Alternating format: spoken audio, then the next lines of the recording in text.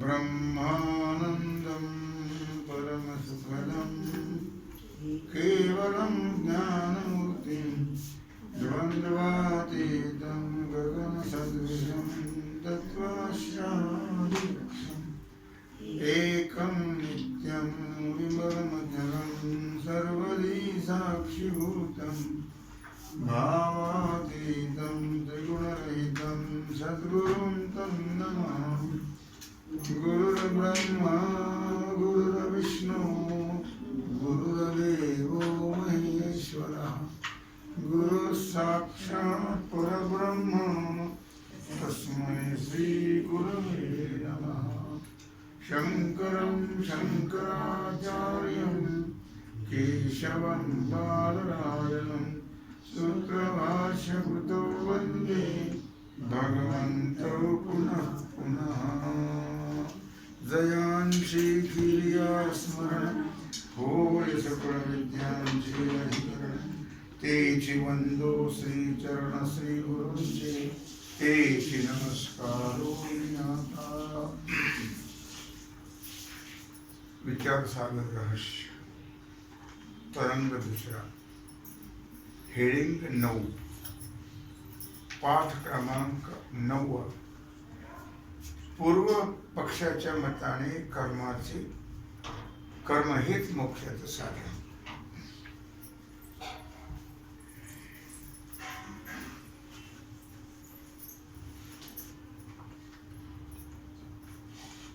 असं आहे एखादा लोभी संन्यासी जसं द्रव्य घेऊन 3 दिवस उपवास करील, पण नुसतं उपवास करणं हे प्रायश्चित्त कर्म नाही। कारण कर्माचे 4 प्रकार सांगितले, नित्य, नैमित्तिक, काम्य आणि प्रायश्चित्त। त्यात आपण 3 कर्माचा विचार केला, आज प्रायश्चित्त कर्माचा विचार चाललेला आहे। किंवा संन्याशाला प्रायश्चित्त कशाला म्हणतात?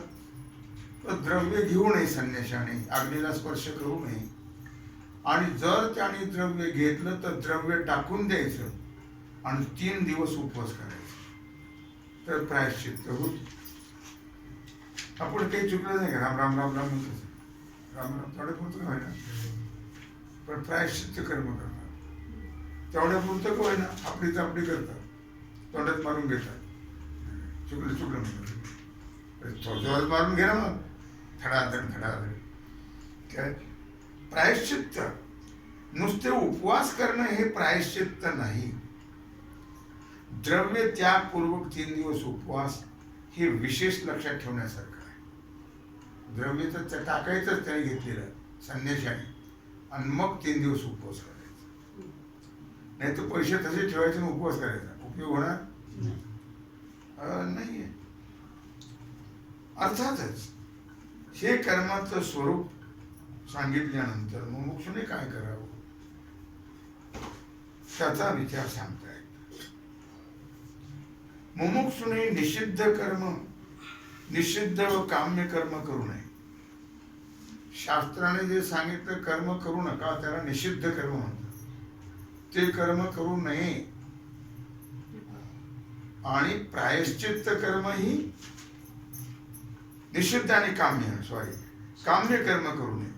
सकाम कर्म फलाच्या इच्छेने कर्म करू नये, कारण काम्य कर्माने उत्तम लोक प्राप्ती आणि निषिद्ध कर्माने नरक प्राप्ती असा प्रकार होतो।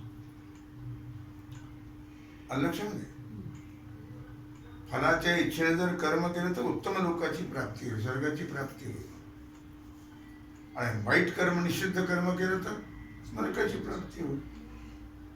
मग ते मद्यप्राशन असेल, मांसभक्षण असेल, चोरी असेल, काय असेल, याकरता ती दोन्ही न करता नित्य नैमित्तिक कर्मच करावेत। नित्य कर्म म्हणजे दररोज पूजा आहे, स्नान आहे, संध्या आहे वगैरे, हरिपाठ म्हणणं, रोजचं नित्य नियमाने जप जाप्य करणं, याला नित्य कर्म।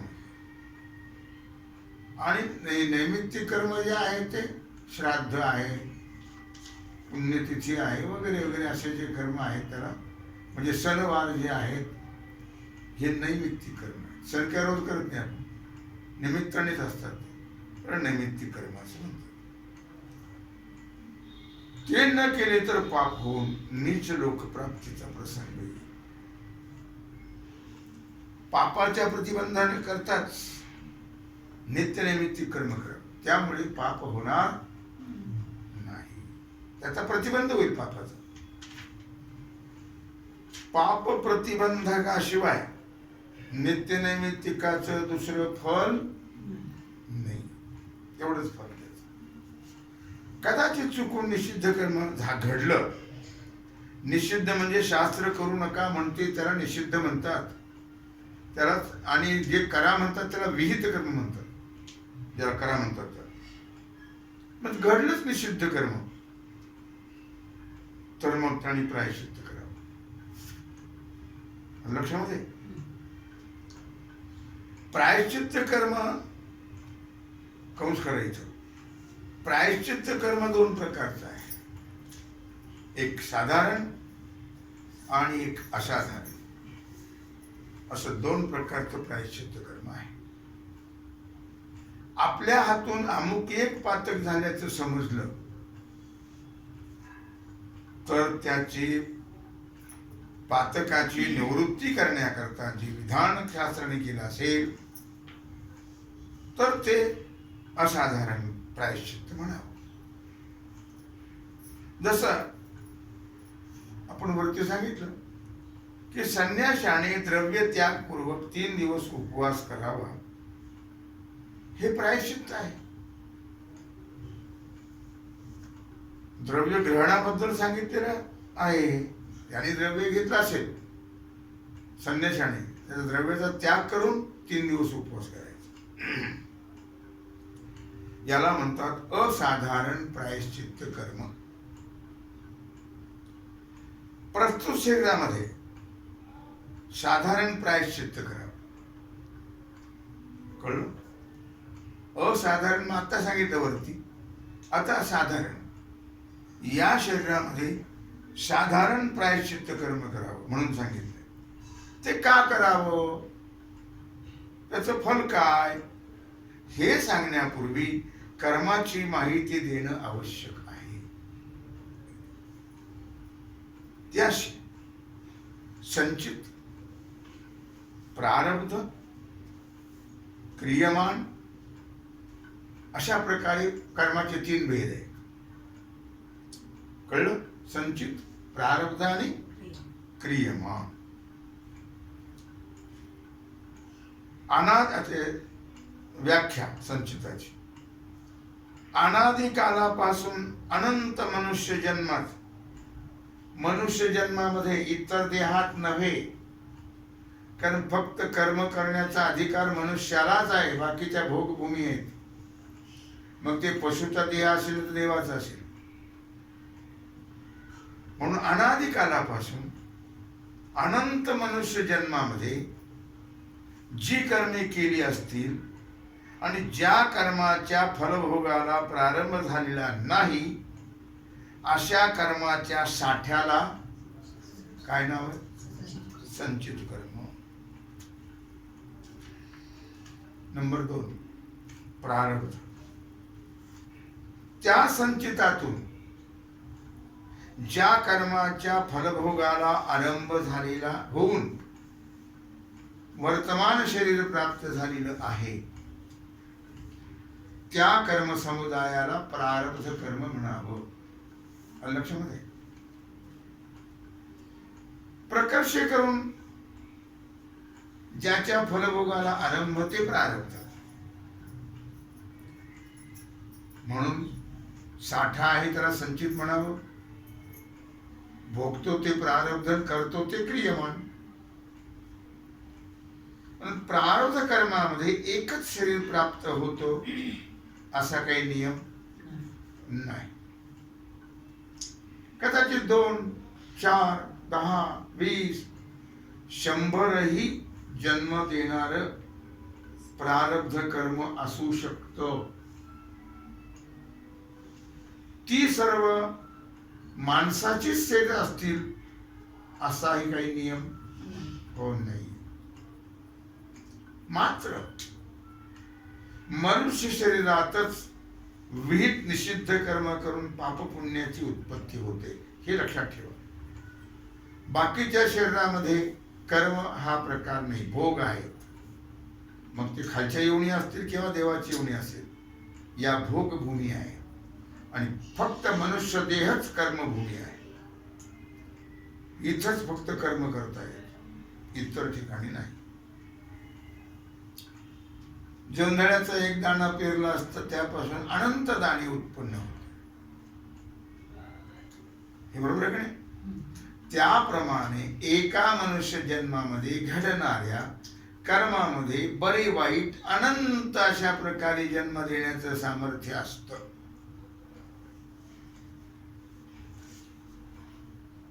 असो, प्रारब्ध कर्माचा नाश त्याच्या फलभोगानेच होतो. प्रारब्ध न चुके भोगिल्या वाचू, ते भोगावंच लागतं.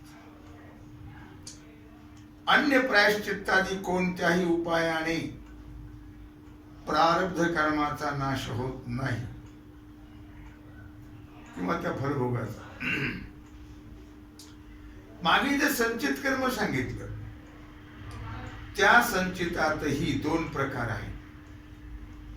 एक काम्य आणि निषिद्ध, या दोनच कर्माचा भोग शिल्लक असणार. कारण मागील मनुष्य जन्मामध्ये नित्यनैमित्तिक कर्म केला असेल तर त्यापासून पुण्य उत्पत्ती तर होत नाही. फक्त ते न केल्याने पाप मात्र होत, त्यांनी केल्याने पाप मात्र होत. ते तिथी कर्मे केल्यामुळे होत नाही, एवढंच. म्हणून नित्यकर्म नैमित्तिक कर्म करावेत. आणि त्या निषिद्ध कर्माच्या पापाचं फल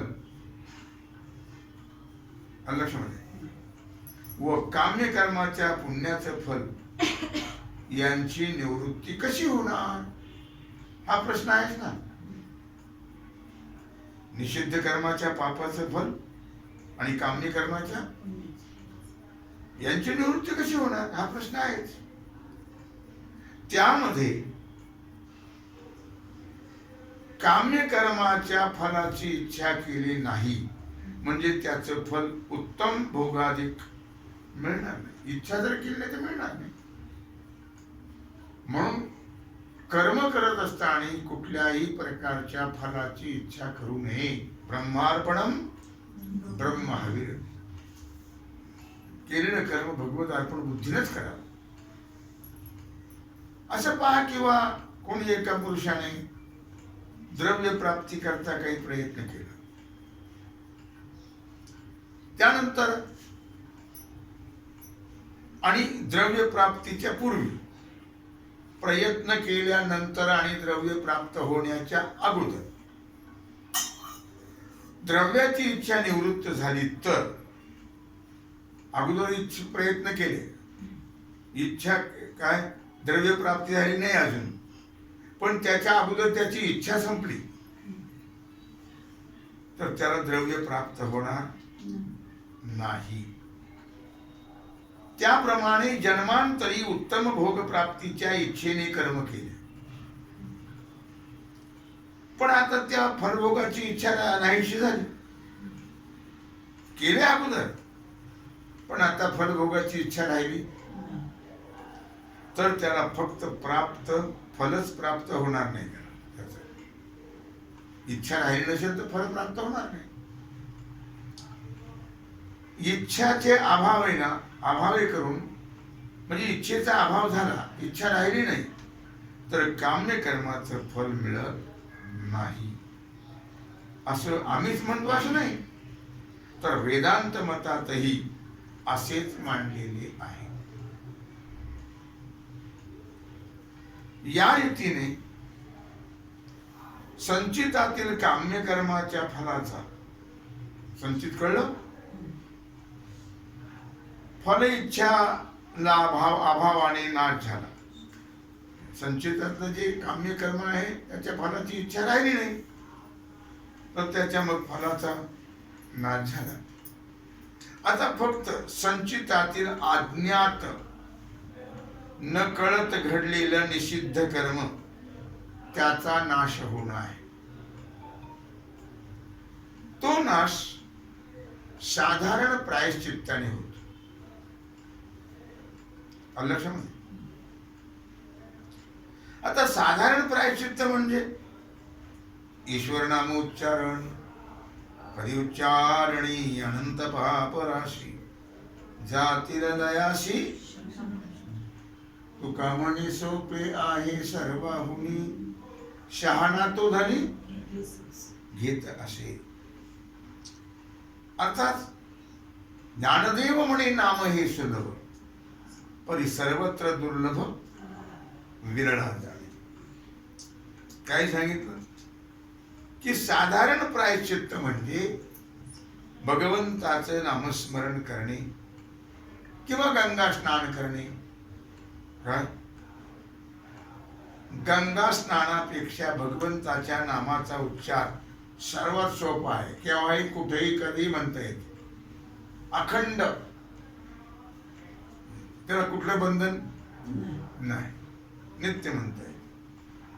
गंगा स्नान व ईश्वर नाम उच्चारण हे केवळ प्रायश्चित्त रूपच नाहीत, तर काम्य रूपही आहेत. पाप जाण्याकरताच आहेत अशातला भाग नाही, तर फलरूपही काम्यरूपही आहेत. कारण गंगा स्नान आणि ईश्वर नामोच्चारणाने उत्तम लोकाची प्राप्ती होत असल्याचं शास्त्रात सांगितलेलं आहे. म्हणून काम्यरूपही आहेत ते. तथापि कळलं का, उत्तम लोकप्राप्तीची इच्छा नसल्यामुळे मुमुक्षुला केवळ ती प्रायश्चित्त रूपच आहे. सकामाला काम्य रूप आहे आणि प्रायश्चित्त रूपही आहे. परंतु उत्तम लोकप्राप्तीची इच्छा नसणारा जो निष्काम पुरुष आहे, पुष्कळ लोक कर्माच्या फलाची इच्छा करत नाही, ती भगवंता करताच करतात, भगवत अर्पण बुद्धीनेच करतात.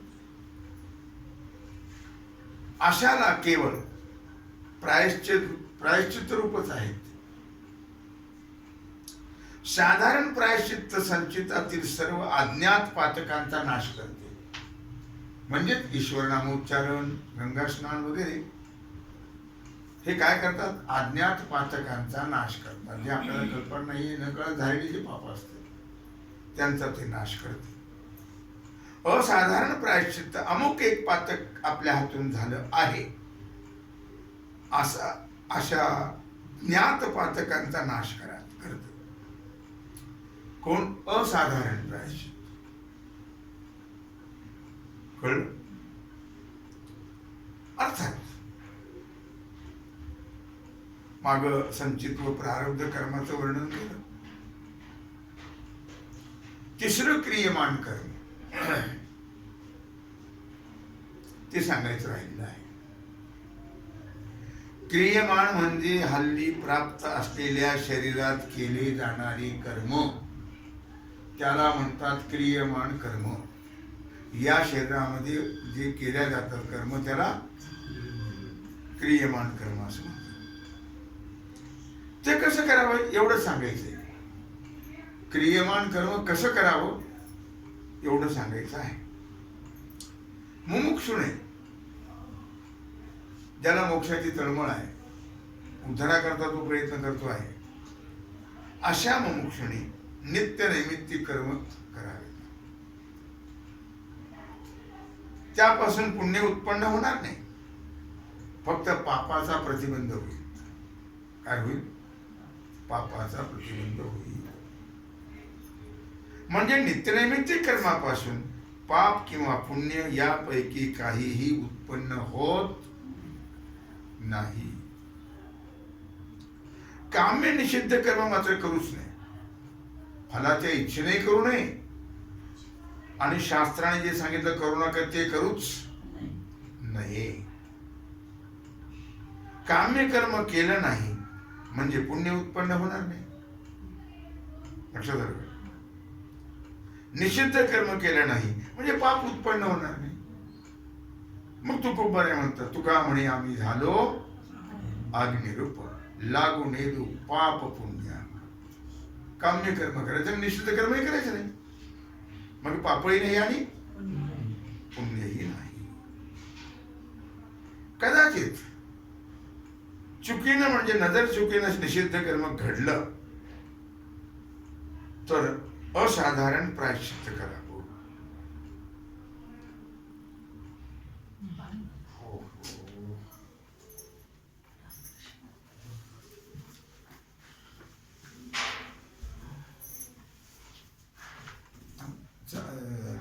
पुंडलिक अर्जुन पुंडलिक विठ्ठल श्री ज्ञानदेव तुकाराम पंढरीनाथ भगवान की जय. श्री सद्गुरु ज्ञानेश्वर महाराज की जय. श्री सद्गुरु जोग महाराज महाराज की जय. जगद्गुरु तुकाराम महाराज महाराज की जय. सद्गुरु साखरी महाराज की जय.